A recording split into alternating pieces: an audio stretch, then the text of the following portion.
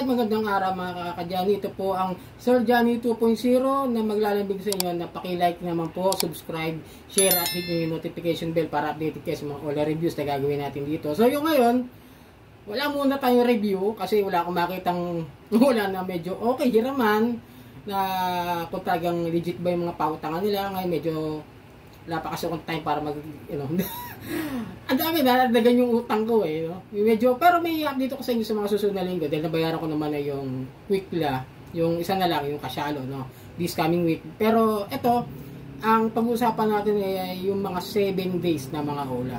Kung nakakatulong ba talaga itong mga 7 days na ola o talaga mas malulubog lang kayo sa utang. Explain ko lang sa inyo, para sa easy naman, medyo i-call out ko lang ang SEC about this matter na nawawala na yung mga essence ng mga pautang na mga 1 month. Halos 80 to 90% ang nakita ko nasa Play Store, nasa App Store, nasa ibang mga app market. Ang mga pautang talaga lumalabas 7 days. Nawawala yung 1 month. Pagkatapos ang usapan magano? 15% per month. Pagkatapos yung proseso ng mga 7 days, magkano nakukuha? Kalahati. Yun nga sa naranasan ko, yung 1,000 naging 555 for 7 days. Tapos meron meron pa silang previous na mga harassments, di ba? SEC call out lang, Imbestigahan niyo to kung talagang kayo ay may ginagawa diyan sa mga sa mga ganitong klase ng mga online loans. Sabihin natin walang complaint dahil yung iba ayaw, yung iba natatakot, yung iba hindi rin alam kung paano mag-complain. Sana mas maging mas maging uphind kayo do sa mga tao na mas kailangan ng paliwanag at wag nating baligtarin, wag nating i-gaslight din minsan yung iba na hindi naiintindihan yung mga terms and conditions na sinabi nyo sa Senate hearing. Ito, babalik ko lang yung tanong na pindot lang kasi ng pindot Sana meron din kasing disclosure o maaring magpaliwanag dun sa mga ola na Tagalog na lang ilagay ninyo. Total, hindi naman lahat ng tao marunong basa ng English Di ba?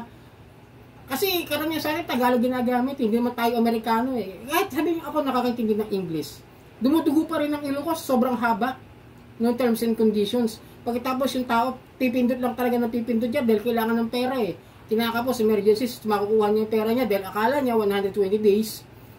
Lalabas doon sa app, 7 days na lang.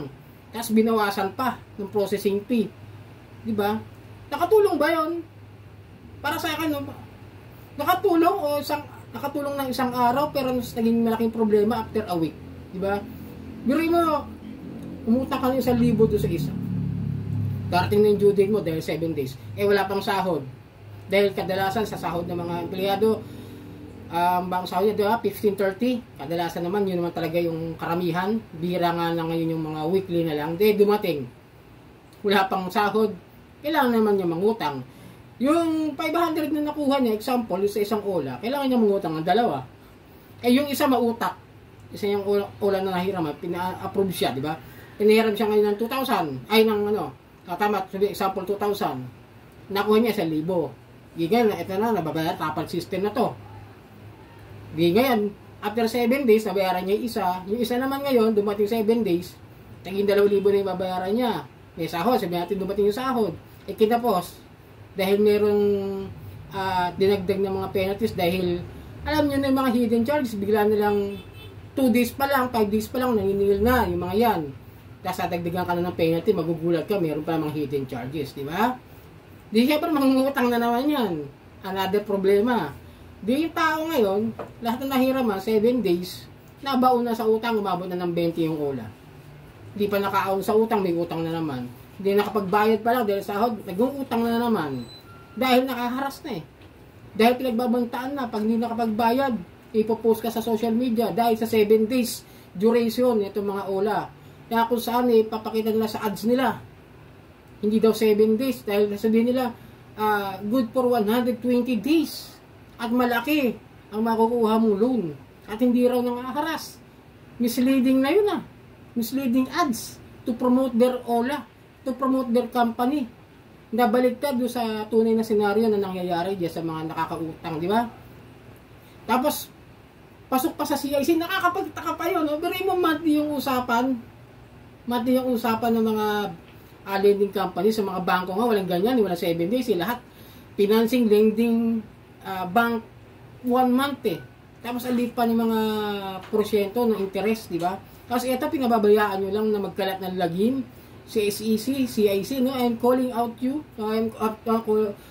nagko-call out ako sa inyo, na please, yung mga ganitong klase ng mga OLA, i-monitor nyo naman. Kami, yung mga nakakahira, na nakakasubok niyan, is nahihirapan, imbes na makatulong doon sa problema pinansyal ng borrower, mas lalong nalulubog sa utang dahil sa 7 days. With pre-harassments.